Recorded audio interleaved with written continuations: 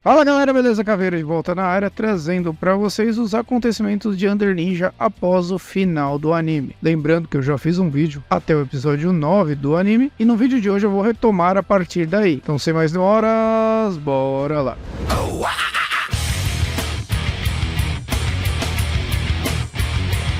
O final da primeira temporada de Under Ninja foi bastante surpreendente e impactante. A Under Ninja criou todo o conflito na escola apenas de chamariz para que a NIN, a Inteligência Nacional Ninja, utilizasse o satélite Fuga, pois nele continham todas as informações das identidades dos membros da NIN. Sendo assim, nessa sequência, o Saruta, que havia se infiltrado, acaba morrendo e leva o Onikobe junto. Além disso, a Suzuki perde uma das pernas, e vale um breve destaque aqui que no mangá a cena é muito mais impactante, passa muito mais o sofrimento e tal do que no anime. Tudo isso enquanto o Kato ajudava ali no combate com seu robô remoto feito de caixas de papelão. Under Ninja é isso, né? Tá confuso pra caramba isso. Assim, para evitar que um agente da Under Ninja conseguisse invadir o satélite Fuga, a NIN acaba destruindo o satélite, e mesmo que não tenha atingido seus objetivos iniciais, a Under Ninja conseguiu dar um golpe muito duro. E a gente vai falar de coisas duras mais pra frente. Mas enfim, a Under Ninja conseguiu dar um golpe muito duro na NIN, já que eles perderam um grande trunfo que tinham na manga, sendo o Fuga uma arma constantemente usada como uma ameaça da NIN para seus opositores. Fator importante sobre esse conflito se dá porque a escola Kodan é totalmente destruída no processo, morre gente pra cacete ali. Isso acaba sendo encoberto posteriormente pela NIN, mas a Under Ninja vai utilizar esse acontecimento para descredibilizar a NIN junto à opinião pública. E aqui a gente tem um ponto muito legal, que é esse conflito das organizações, tanto no campo de batalha quanto no campo diplomático e político, já que a Under Ninja, trocando em miúdos, visa, além de eliminar a NIN, tomar o seu lugar como uma organização militar reconhecida pelo governo. Mas um adendo importante que vai se desenrolar a partir desses acontecimentos se dá com a prisão do Kato, já que ele acaba sendo culpado pelo acidente que aconteceu ali na escola Kodan, sendo sentenciado à morte. Ele vai ser executado naquele programa Together with Elderly, que passa na televisão. Tem um foco bastante nesse programa aí, a Kawado assiste e tal. E basicamente esse programa é um programa real, onde as pessoas se matam, então a gente tem esse destino para o Kato. Ao longo da história, sempre foi construída uma desconfiança da NIN, do Sasama-san, principalmente em relação ao Kato, e ele mesmo possui uma postura bem suspeita, sempre investigando e buscando informações sobre o Kuro e o clã Komogakuri, né, que é a família do Kuro, basicamente. Então ele sempre ficava fuçando em coisas que estavam meio que além do cargo dele. Na luta final da temporada, o Hibi toma um cacete ali da Yamada, e o Kuro, o protagonista do anime, então enfrenta a moça poderosíssima de coxas largas e ancas de cavalo. Vale dizer que todo o passado dela e como ela foi moldada como uma assassina de altíssimo nível é bem interessante. Tudo me lembrou muito daquele filme O Poço, né? Mas basicamente ela ficava em uma espécie de torre, onde cada nível ia aumentando a brutalidade da parada. Já que para comer, as crianças tinham que sair no soco, basicamente, começando com lutas corporais até chegar a usar espadas de fato, sendo ela a grande sobrevivente desse experimento, entre aspas. Tanto no anime, mas no mangá também existe um grande foco em mostrar como a Yamada possui uma força e estrutura física absurdas. Tanto que ao longo da luta do Hibi, antes de começar o seu próprio combate, o Kuro analisa e percebe as poucas possibilidades que ele teria de vencer esse duelo, devido ao monstro que a Yamada é. E nesse caso, o monstro que a Yamada tá muito além da força física dela. Muito sedutora, meio kawaiizinha, meio bonitinha e tal. Mas esse conceito da Yamada passar um ar sedutor, de mocinha em defesa kawaii, é uma construção psicológica proposital, já que ela é uma kunoichi.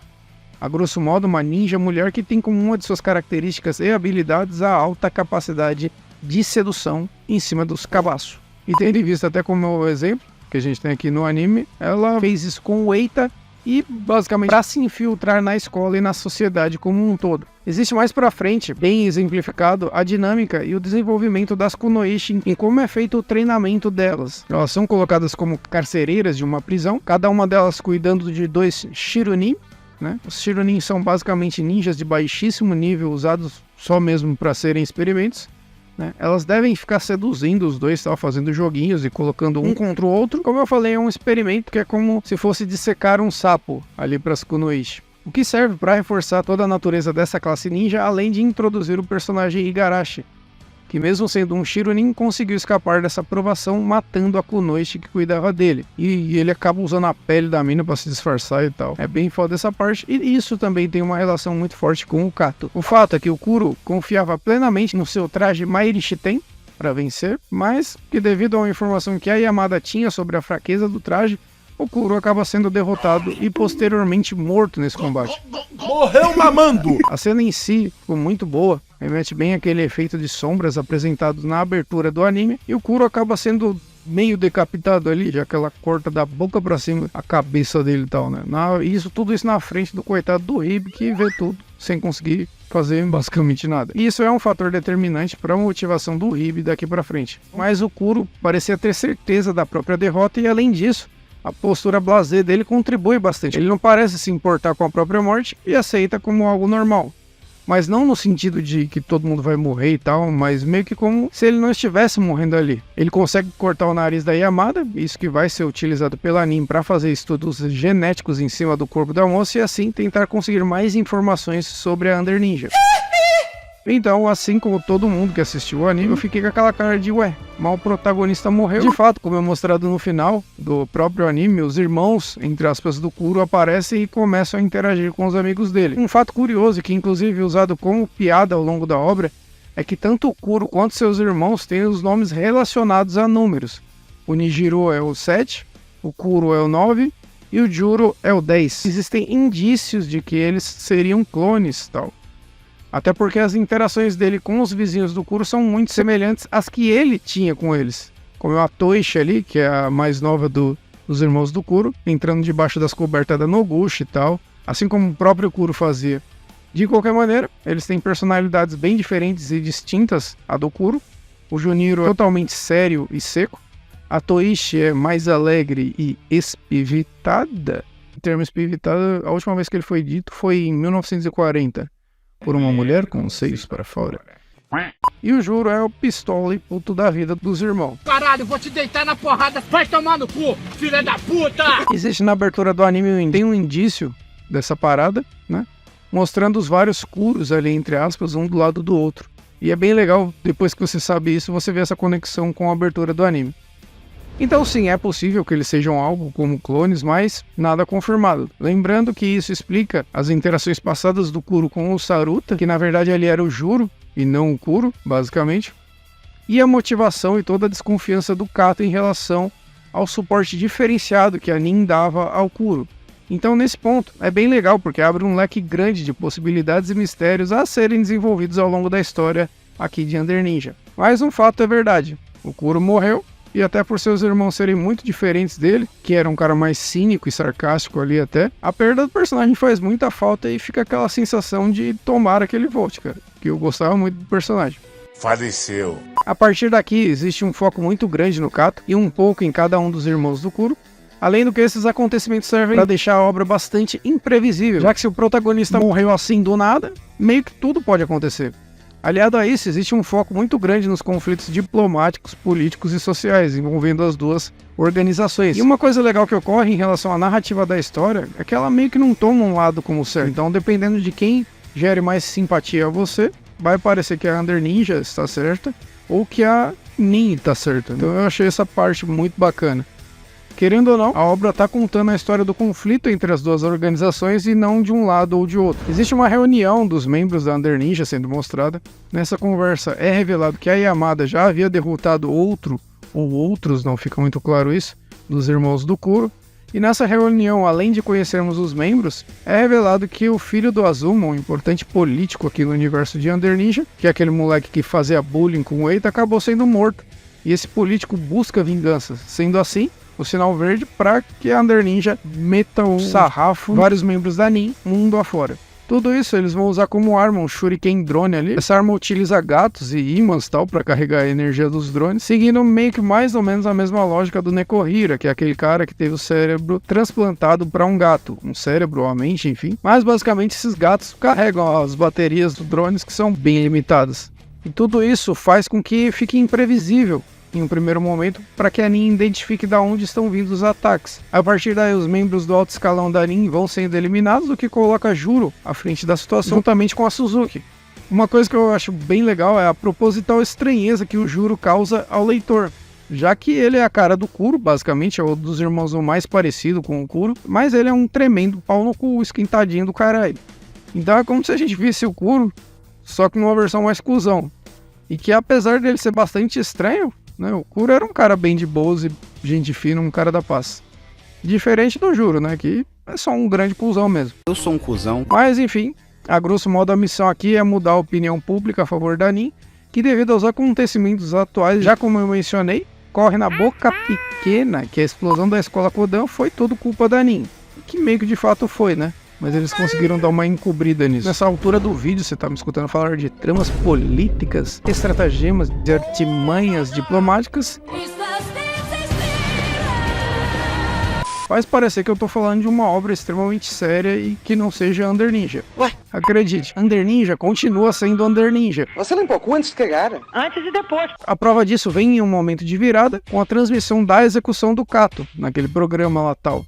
Uma luta que envolve um dos irmãos Komogakure, que é o Nijiro. É legal porque mostra bem a dinâmica dos combates aqui da obra. Mais estratégicos, estudados, já que o Kato se vale do jutsu da água, onde ele basicamente mija no chão, pra saber de onde os caras estão vindo, já que eles estão tudo invisível ali e tal, né? Então ele vê os caras pisando no mijo, basicamente. Eu mijar aqui é paia! Além do que depois de mijar, ele deixa a peça pra fora, né? E é uma bela rola, diga-se de passagem.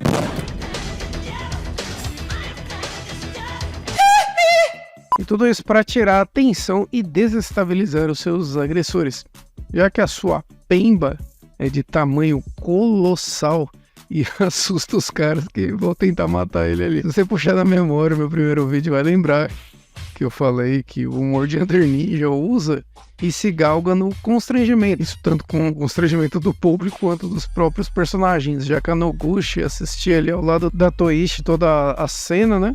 Afinal de contas estava sendo televisionada e a Toichi fica falando um monte de comentários sobre a piroca do maluco, é muito engraçado. Que pintão! Que belo pinto! Um pinto forte. Você acha que existe pinto melhor? O recurso de trazer o constrangimento e a estranheza, além de bem de leve um pouquinho de enumeração caótica, que a grosso modo visa ali elencar gradativamente uma série de fatores desconexos para gerar os kkks e hahahás no público. E que um ninja sacana pica pra fora para intimidar seus inimigos. Para aqueles que estavam com a boca cheia d'água, achando que o Kato era o lendário japonês da picona, sinto lhes informar que aquilo era apenas uma prótese. Que tristeza.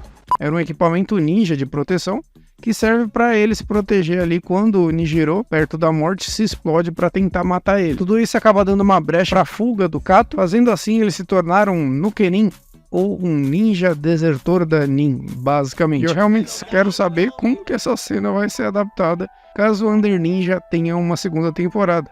Enfim.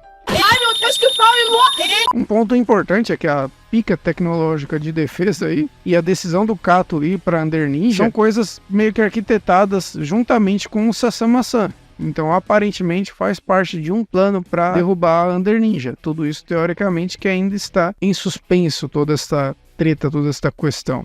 A história segue a partir daí. A Suzuki fica às voltas com aquele escritor careca lá, que ela é meio que apaixonada por ele.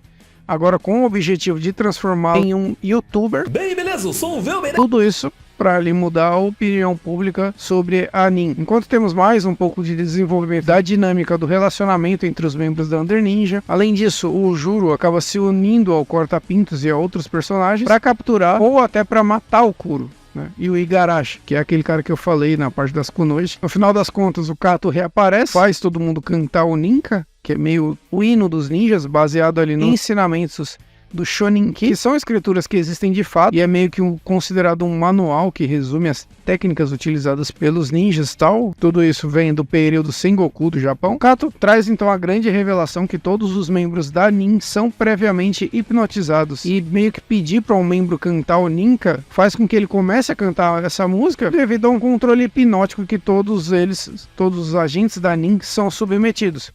Sendo assim, todo mundo que estudou na Academia Ninja está condicionado a jamais questionar as ordens dos superiores da Nin, sendo meio que um fantoche. Na situação em questão, aqueles que não cantam após esse gatilho hipnótico, apenas o Kato e o Igarashi, que ambos são Shirunins, né? É revelado então que o Kato também é um Shirunin, assim como o Igarashi. O Alexei, que é o nosso querido amigo Corta-Pintos, que entrou na Nin, mas de maneira externa, e o Juro, que é um membro do clã Kumogakure, mas não é revelado muito, porque esse clã não passou por essa hipnose. Provavelmente é algo que vai ser desenvolvido e revelado futuramente. Sendo assim, o Kato fala que quem está por trás por toda essa lavagem cerebral é Koji Kashin, ou o sábio dos 7 caminhos, mais uma figura histórica, folclórica / lendária do Japão, sendo ele considerado um mágico, ou um mago que seja, que viveu ali no período Muromachi. Ele teria então essa capacidade de fazer lavagem cerebral, inclusive em boa parte da população japonesa, e que a destruição do Fuga foi uma queda do equilíbrio de poder entre as duas organizações. Então o Kato visa que antes do Japão e do mundo serem destruídos, ele tem que matar o Koji Kashin. Levando em conta como é o universo aqui de Under Ninja, as pessoas conseguem transplantar seus cérebros ou mentes para outros corpos, para corpos de bebês basicamente, não é surpresa de que ele esteja vivo em tempos atuais. Então esse basicamente é o grande motivo do Kato ter traído a Nin e se juntado a Under Ninja. Pela ótica dele, existe um desequilíbrio em alguém tão poderoso como Koji que deve ser impedido a qualquer custo. Há um ponto que essa virada torna tudo muito mais interessante aqui na obra, porque a gente não tem o escopo geral ainda de como e o quanto cada lado está falando ou fazendo a coisa certa.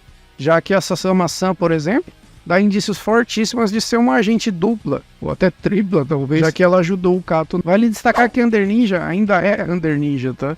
E no meio dos diálogos e conversas, mesmo as mais sérias, dá tempo da obra dar uma derrapada ali na bizarrice, quando as duas ninjas que estão acompanhando a Suzuki pedem para ver o pinto do Kato, basicamente. Ou mesmo entre um momento ou outro em que a gente tem o desenvolvimento do Juniro e da Toichi, com a Nobushi, a Kawado e os outros personagens que são moradores das redondezas ali, que interagiam com o Kuro.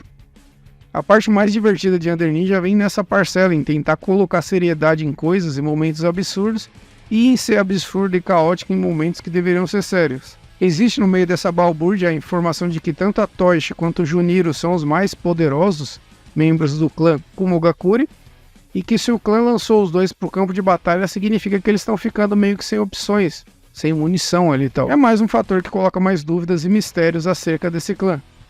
Os acontecimentos mais recentes do mangá compreendem a ofensiva massiva da Under Ninja contra os 7 grandes sábios e dessa vez com o apoio do Juro, que se uniu à batalha, dessa vez enfrentando a velha Shiomi, uma das 7 lords da Nin, conseguindo ali vencê-la e decapitá-la. Vale o destaque que o Shion, o neto do Taira, um dos 7 grandes ali, está envolvido meio que nessa armação internamente na Nin, já que ele visa chegar ao poder depois da queda do 7. Sendo assim, cara, mesmo dentro da Nin existem conflitos internos que tornam a trama ainda muito mais complexa e emaranhada. O último capítulo lançado, o 111, tem um espaço ali para Kawado fazer uma poesia sobre pintos, né?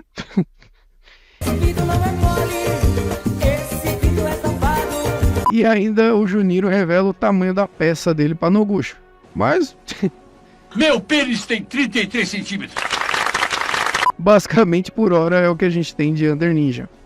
Como eu mencionei ao longo do vídeo, Under Ninja ainda não teve a confirmação da sua segunda temporada para um anime, mas de qualquer maneira, pela pescoçada que eu dei por aí, ao menos nos Estados Unidos, Europa e até mesmo no Japão, obviamente, fez um sucesso considerável. Eu só tenho o feeling mesmo, tá? Mas não é nada tão preciso assim, então é mais um achismo que só aqui no Brasil não fez muito barulho. Até porque anime aqui no Brasil ainda tá muito relacionado à obra de lutinha e fantasia em geral. Eu acredito que o público brasileiro, de uma forma geral, não tá tão familiarizado ao humor japonês, que geralmente puxa mais para esse lado da esquisitice, do constrangimento. Tanto que em português é mais complicadinho de você achar o mangá para ler na internet. No mais, Under Ninja é divertido, brinca muito com esse choque da seriedade com a zoeira. Aliado a isso, para anime, infelizmente, nós perdemos muitas piadas relacionadas aos nomes dos personagens, trocadilhos que só fazem sentido na língua japonesa.